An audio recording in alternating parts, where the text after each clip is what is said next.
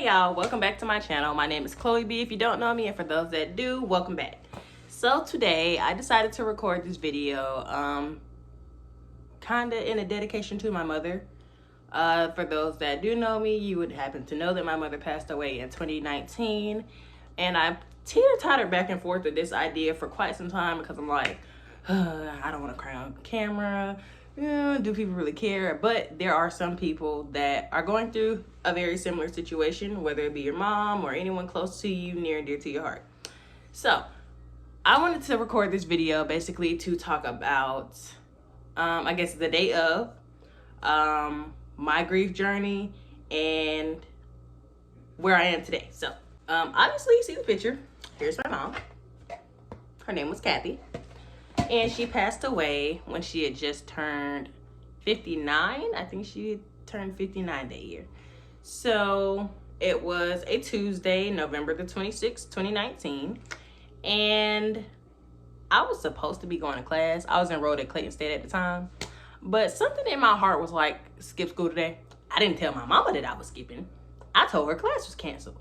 Lord forgive me. But I decided to stay home with my mama and just chill. So me and her, we would collect brooches together from the thrift store, and we bought a whole bunch of jewelry, and we would just like pull it all out at once and just start going through stuff and trying it on like we ain't never seen it before. So that was one of those days, and we had spaghetti that previous night for dinner. So me and her ate spaghetti in their room for lunch that day. And then I had to go to work at, I think I had to be there about 4:15 if I'm not mistaken. I used to work at Value Village at the time. And I only lived 10 minutes away. So, of course, I was leaving the house on CP time almost. I was leaving at like 4 o'clock on the dot. Not counting the fact that the train might have been coming, but that's neither here nor there. So that particular day, she had been outside earlier doing something, and I was just in there chilling. Got up, got dressed for work, hopped in my truck, and I drove to the top of the driveway. I saw my nephew standing at the top helping her with whatever yard work I guess he was helping her with. He was really just outside, and I think she was in the backyard at the time, so I didn't get to wave bye to her, but I did go ahead and wave to my nephew, hence this picture here. So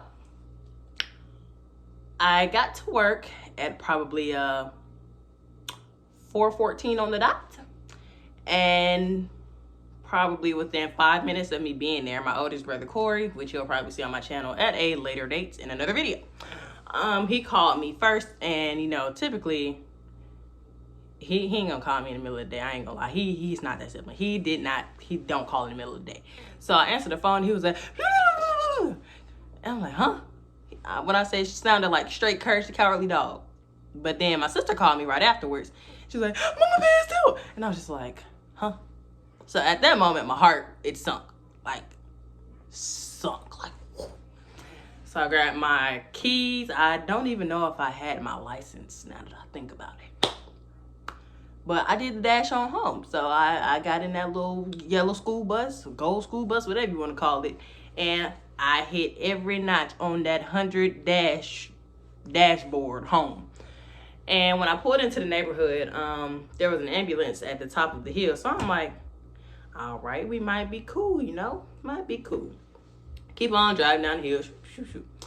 And I didn't see my mama. I didn't see the truck. My brother wasn't there either.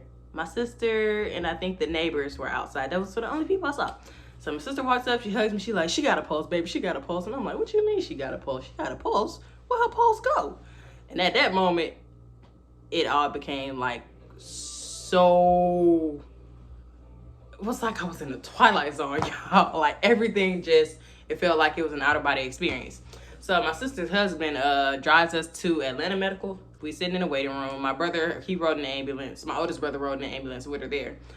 He did tell us that she coded about 3 or 4 times before they even got the chance to make it to the hospital. So once I heard that, you know, I felt like I had to boo-boo, y'all. Like, it was a different kind of nerves that was just balling up, and I'm like, oh my gosh, what is going on? But I forgot this detail. When she had a heart attack in the yard, she ended up falling backwards, and the way our front yard is, it's like literally like this. So with her falling backwards, all of her blood was rushing to her head, while the neighbors were trying to perform CPR or whatever. Didn't really think to turn her around, or probably have the strength to turn her around. But yeah, anyways, that detail. My brother is in there with the chaplain, and finally they bring all of us back there, and it's a little tight. Like, when I tell you the room felt like it was the size of this picture frame, it did. We could barely move our knees. Like, it was a good, probably 6 or 7 people in that room. And it was dark, and I'm looking like, well, for y'all to be trying to uplift the spirits, it surely is dark, dreary, and sad in here. But whatever, you know, I'm not the hospital designer. So my Uncle Jerome is in there at the time, and he is like throwing a hallelujah fit. Like, y'all.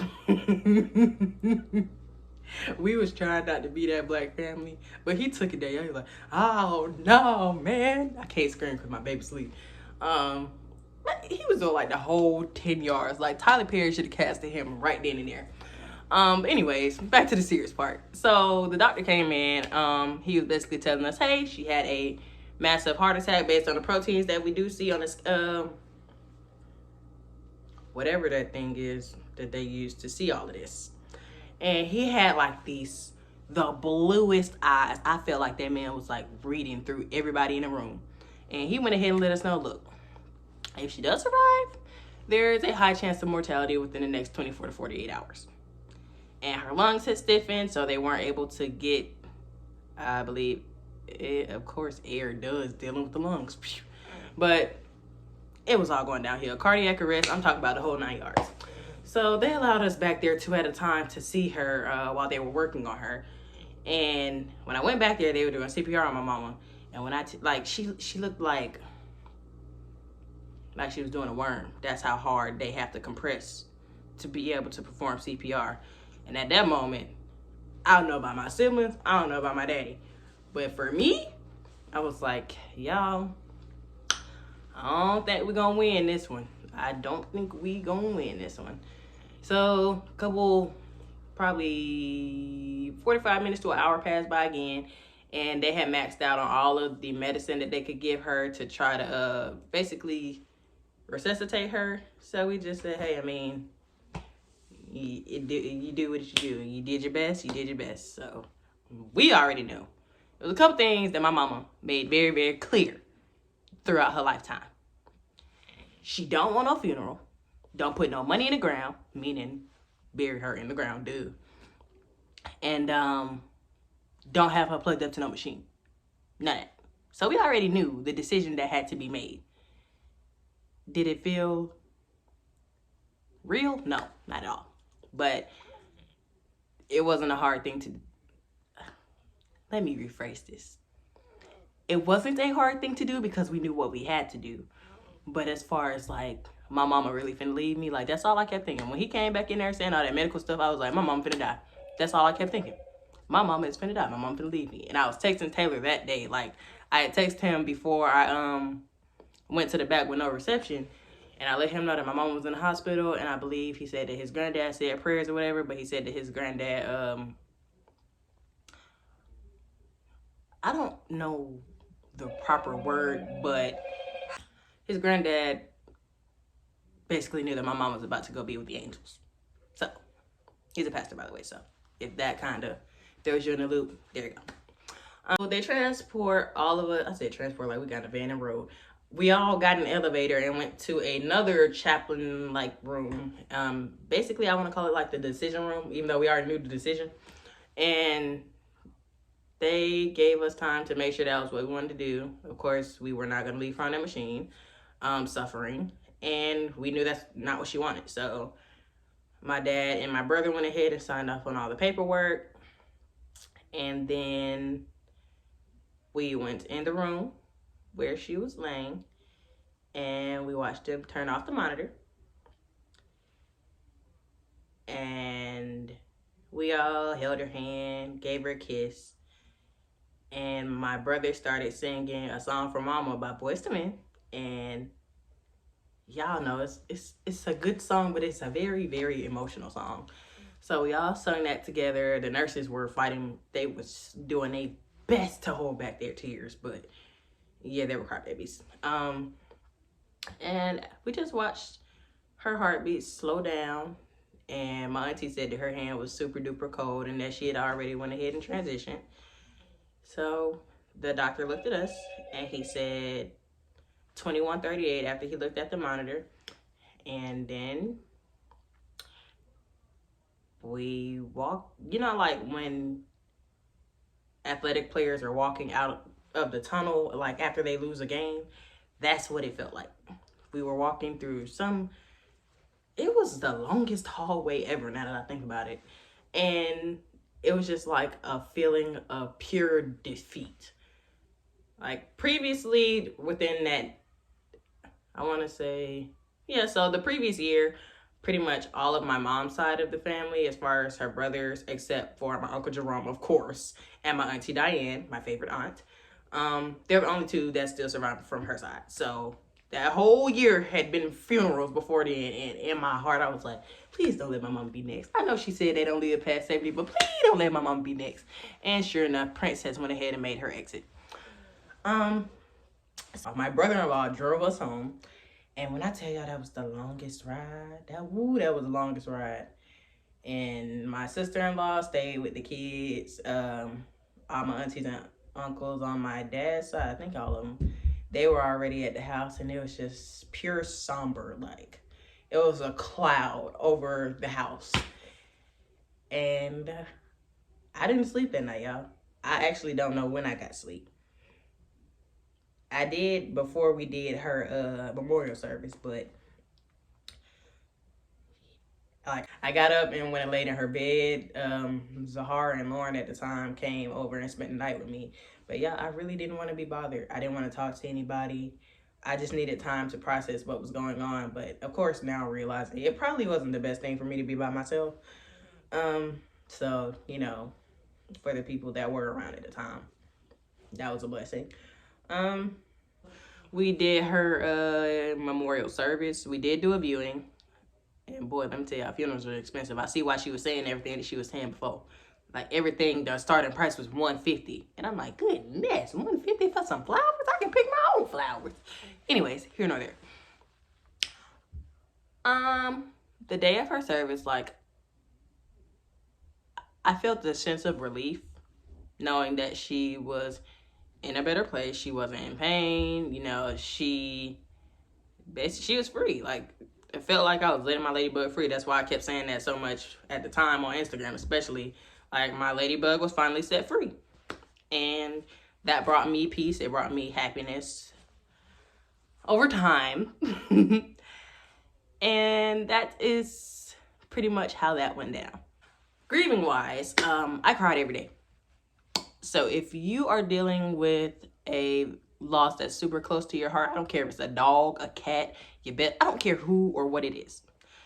Nobody can put a time limit on grieving.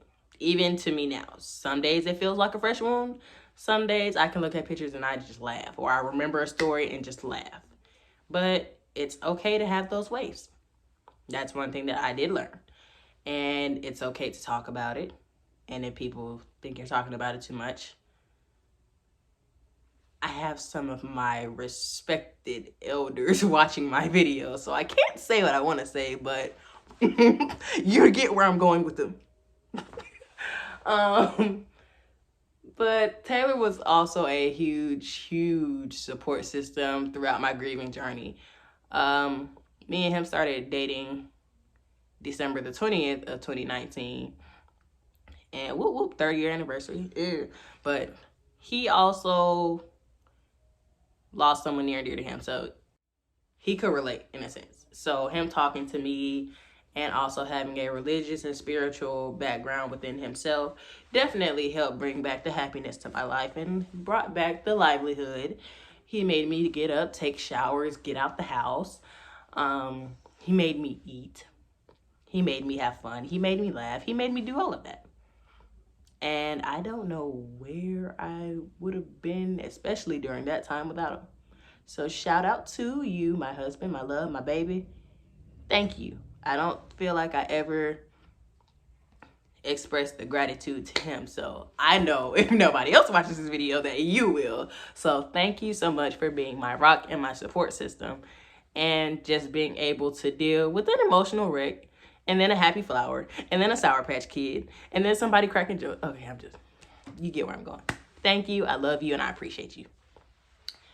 But as a 24-year-old today, I can admit that I felt a lot of anger and rage. And I also felt like it was my fault at a point in time, because about, I think it was 2 days before my mom passed, we went to Walmart, and I think I told her I was going to Hardee's or something to get something to eat. And she was like, I'll walk up there and meet you. This lady was hard hit, okay? She was hard hit. She did what she wanted to do. She was not finna listen to me, her child. So I saw her walking up the hill anyway, and she was breathing hard as I don't know what, y'all. And when the doctor said that the heart attack had been caused by stress on her heart, all I could feel was like it was my fault. Like I helped induce this, but it was just her time, and I know that now. I was angry for a very long time because my oldest brother is 41, my other brother is 37, and my sister's 34. Now, rewinding time, I was 21, my sister was 31, my other brother was 34, and the other one was 37. They had all of those years with her. She got to see their kids grow up. She got to go to Grandparents' Day for their luncheons. She got to see my brothers get married. She got to see my sister have her first child. And then me. She got to see me graduate, which is a blessing, of course, because, I mean, hello, duh. I was grateful to have 21 years. But I was mad. Like, they got to experience a lot of their firsts. And here I am just now doing a lot of my firsts, and she's not here. But I know that she's happy, she's proud, and I really hope she's proud of the mom that I am, because, baby, I'm winging it. I am. But I had to make peace with a lot of that, like, especially going through my pregnancy. Y'all, the fact that my mom was not able to be there with me was tough. I was not alone just having my first child. I was having my first daughter. And my mom wasn't going to be there. Like, I don't know if y'all really get how that can make a woman feel. But I felt like that was supposed to be my main support system. Even though she constantly said she don't know who going to raise my baby. She guessed my sister going to do it. I guess she wasn't playing. Anywho. My baby shower day was one of the best yet sad days for me. Like, at the end of the day, I was super duper sad. And I don't think I ever told anybody that. Well, I told my sister. And I was sad because, you know, the whole family came, pretty much. Everybody from both sides that we love, near and dear to our hearts, came. And I just scanned the room, and I just wished so bad that she would have been there, that she would have been able to see me with my little pot belly and been a part of the decorations and the planning, because sister girl let her decorate, boy. Yes, she did.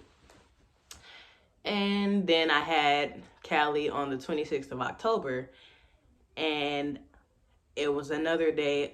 It was bittersweet. Like, I was so excited to finally hold my baby, y'all.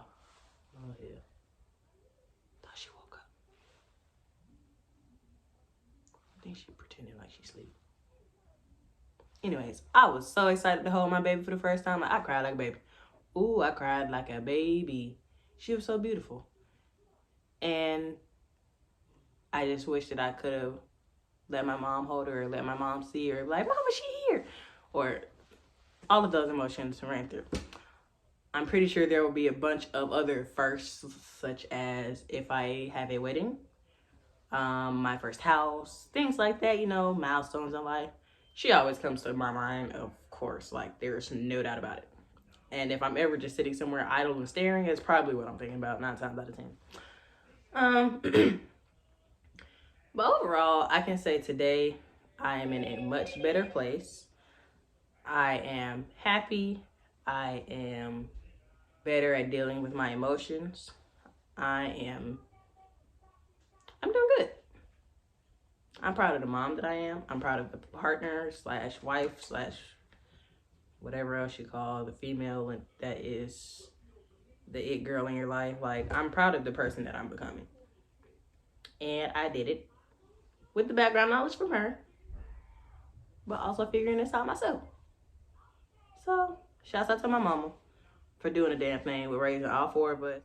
I am who I am largely due to her. So, I definitely salute my mom, because I don't know how the hell she had 4 kids in one house.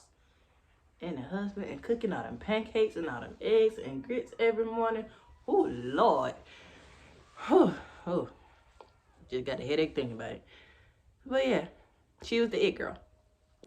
Of course, I'm not going to end the video without asking you guys if you have any questions or if you have any experiences that you want me to share. I'd be glad to share them.